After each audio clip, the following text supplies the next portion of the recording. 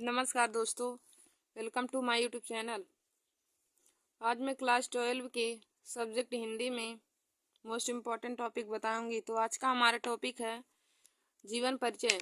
देखिए दोस्तों, आज मैं आप सभी लोगों को जीवन परिचय बताऊंगी कि बोर्ड एग्जाम परीक्षा में जीवन परिचय कैसे लिखा जाता है और जीवन परिचय लिखते समय किन किन बातों का ध्यान दिया जाता है और उनमें कौन कौन सी हेडिंग डालकर जीवन परिचय हम लिखते हैं। तो दोस्तों, आज मैं आप सभी लोगों को यह सभी बातें एक ही वीडियो में बताऊंगी। तो आज मैं आप सभी लोगों को वासुदेव शरण अग्रवाल जी का जीवन परिचय लिखना बताऊंगी। और देखिए दोस्तों, वासुदेव शरण अग्रवाल जी का जीवन परिचय सामान्य हिंदी की स्टूडेंट के लिए बहुत ही महत्वपूर्ण है। तो दोस्तों, आप लोग पहला हेडिंग डालेंगे जीवन परिचय। पहला हेडिंग डालेंगे जीवन परिचय, तो इसमें लिखेंगे वासुदेव शरण अग्रवाल जी का जीवन परिचय। वासुदेव शरण अग्रवाल जी का जीवन परिचय। अब आप लोग हेडिंग डालेंगे जीवन परिचय, तो इसमें लिखेंगे वासुदेव शरण अग्रवाल जी का जन्म 7 अगस्त 1904 ईस्वी में लखनऊ के प्रतिष्ठित वैश्य परिवार में हुआ था। देखिए दोस्तों, लिखेंगे इसमें क्या कि वासुदेव शरण अग्रवाल जी का जन्म 7 अगस्त 1904 ईस्वी में लखनऊ के प्रतिष्ठित वैश्य परिवार में हुआ था। इनका बचपन लखनऊ में ही व्यतीत हुआ था, यानी कि इनका बचपन लखनऊ में ही बीता था। बचपन से ही ये कुशाग्र बुद्धि की थे। बचपन से वासुदेव शरण अग्रवाल जी कुशाग्र बुद्धि की थे, यानी कि बहुत ही बुद्धिमान थे। फिर उसके आगे हम लिखेंगे इसमें इनकी मृत्यु सन 1967 ईस्वी में हुआ था। वासुदेव शरण अग्रवाल जी का मृत्यु सन 1967 ईस्वी में हुआ था। देखिए दोस्तों, हमने आप लोगों को जीवन परिचय में लिखना बताया कि हम जीवन परिचय हेडिंग डालेंगे, उसके बाद उसमें लिखेंगे उनका जन्म कब हुआ, कहाँ हुआ था, उनके माता पिता के बारे में उसमें लिखते हैं और उनकी मृत्यु कहाँ हुई थी। इतना ही हम जीवन परिचय में केवल लिखते हैं, क्योंकि देखिए दोस्तों, बोर्ड एग्जाम की परीक्षा में हमें अधिकतम शब्द सीमा 80 दिया रहता है, तो हम थोड़ा थोड़ा ही हेडिंग बनाकर लिखेंगे। और देखिए दोस्तों, आप लोग हेडिंग बना के लिखेंगे तो एग्जामिनर आपकी कॉपी से बहुत ही आकर्षित होंगे और आपको जीवन परिचय में पूरा नंबर देंगे। जितना नंबर 5 नंबर या 7 नंबर का आता है तो उतना नंबर आपको दे देंगे। तो दोस्तों, पहले आप हेडिंग डालेंगे जीवन परिचय, तो उसमें लिखेंगे वासुदेव शरण अग्रवाल जी का जन्म 7 अगस्त 1904 ईस्वी में लखनऊ के प्रतिष्ठित वैश्य परिवार में हुआ था। इनका बचपन लखनऊ में ही व्यतीत हुआ था। बचपन से ही ये कुशाग्र बुद्धि के थे। इनकी मृत्यु सन 1967 ईस्वी में हुआ था। तो दोस्तों, फिर आगे हम हेडिंग डालेंगे साहित्यिक परिचय। हमारा अगला हेडिंग रहता है जीवन परिचय, पहला हेडिंग रहता है, उसके बाद हम हेडिंग डालते हैं साहित्यिक परिचय। अब हम वासुदेव शरण अग्रवाल जी के साहित्यिक जीवन के बारे में जानेंगे कि इनका साहित्यिक जीवन कैसे था। तो देखिए दोस्तों, इसमें लिखेंगे वासुदेव शरण अग्रवाल जी हिंदी साहित्य में बहुत ही कार्य किए हैं। वासुदेव शरण अग्रवाल जी हिंदी के साहित्य में बहुत ही कार्य किए हैं। अल्प आयु में, यानी कि बहुत ही कम आयु में ही एक काशी विश्वविद्यालय से बीए तथा लखनऊ विश्वविद्यालय में एमए पीएचडी की उपाधि प्राप्त कर ली। कम आयु में ही काशी विश्वविद्यालय से बीए और लखनऊ विश्वविद्यालय में एमए पीएचडी की उपाधि प्राप्त की। इन्हें काशी हिंदू विश्वविद्यालय ने पुरातत्व विभाग में प्राचीन इतिहास विभाग में अध्यक्ष पद को सौंप दिया।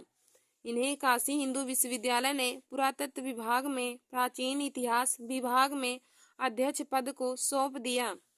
बहुत समय तक ये मथुरा तथा लखनऊ के संग्रहालयों के क्यूरेटर भी रहे। तो हम साहित्यिक परिचय में यही सब लिखेंगे और इतना ही रहेगा। फिर देखिए दोस्तों, हमारा अगला हेडिंग रहता है रचनाएं। अगला हेडिंग हम रचनाएं डालकर लिखते हैं।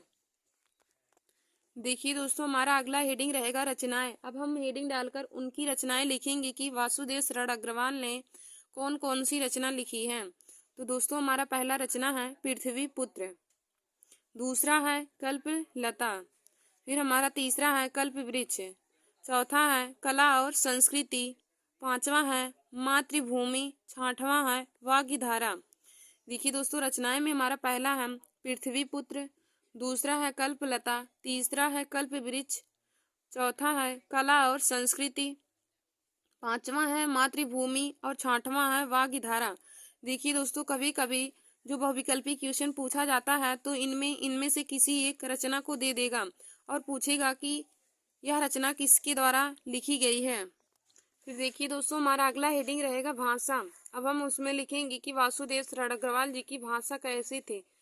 तो भाषा हेडिंग डाल के उसमें लिखेंगे वासुदेव शरण अग्रवाल जी की भाषा पाली, प्राकृत, संस्कृत और अंग्रेजी भाषाओं का गहन अध्ययन किया था। वासुदेव शरण अग्रवाल जी ने भाषा में पाली, प्राकृत, संस्कृत और अंग्रेजी भाषाओं का गहन अध्ययन किया था। उनकी भाषा शुद्ध, परिमार्जित और खड़ी बोली है। वासुदेव शरण अग्रवाल जी की भाषा शुद्ध, परिमार्जित और खड़ी बोली है। फिर दोस्तों, हमारा अगला हेडिंग रहता है शैली। फिर हम उस शैली में हेडिंग डाल के लिखेंगे उनकी शैली कैसी थी। तो लिखेंगे इसमें अग्रवाल जी की शैली में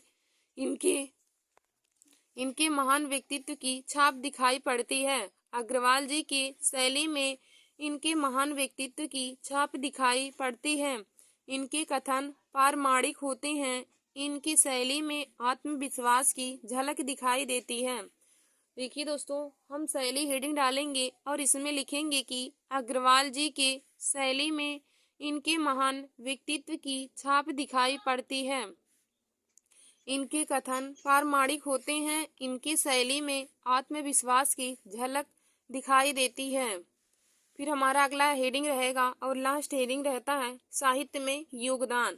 इसमें हम देखिए दोस्तों, साहित्य में योगदान में लिखेंगे कि वासुदेव शरण अग्रवाल जी का हिंदी की साहित्य में क्या योगदान था, उसी के बारे में हिंदी साहित्य के योगदान में हम हेडिंग डाल कर लिखते हैं। तो आप लोग हेडिंग डाल लीजिएगा साहित्य में योगदान।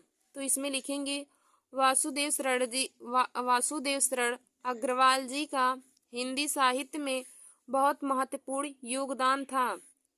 वासुदेव शरण अग्रवाल जी का हिंदी साहित्य में बहुत ही महत्वपूर्ण योगदान था। ये हमेशा ही हिंदी साहित्य की सेवा करते रहें। ये हमेशा ही हिंदी साहित्य की सेवा करते रहें। देखिए दोस्तों, हिंदी साहित्य में वासुदेव शरण अग्रवाल जी का बहुत ही महत्वपूर्ण योगदान था। ये हमेशा ही हिंदी साहित्य की सेवा करते रहें।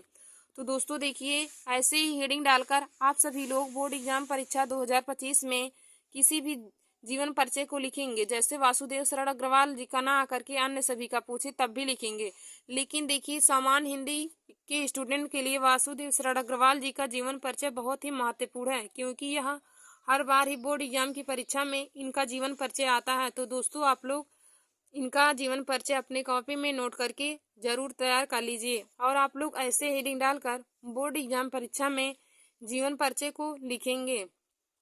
और दोस्तों, वहाँ पे अधिकतम शब्द सीमा 80 रहती है, तो आप लोग ज़्यादा ना लिखेंगे, क्योंकि ज़्यादा लिखने से हमें नंबर उतना ही मिलेगा। हम उस पर टाइम वेस्ट ना करें। हमारा और निबंध उबंध पूछता है जो पीछे, वह हमारा ज़्यादा नंबर का आता है, तो उसमें हम ज़्यादा लिखेंगे। इसमें हमारा केवल 80 शब्द सीमा दिया रहता है। तो आप इन्हीं 5 हेडिंग को डाल करके ऐसे लिखेंगे। धन्यवाद दोस्तों।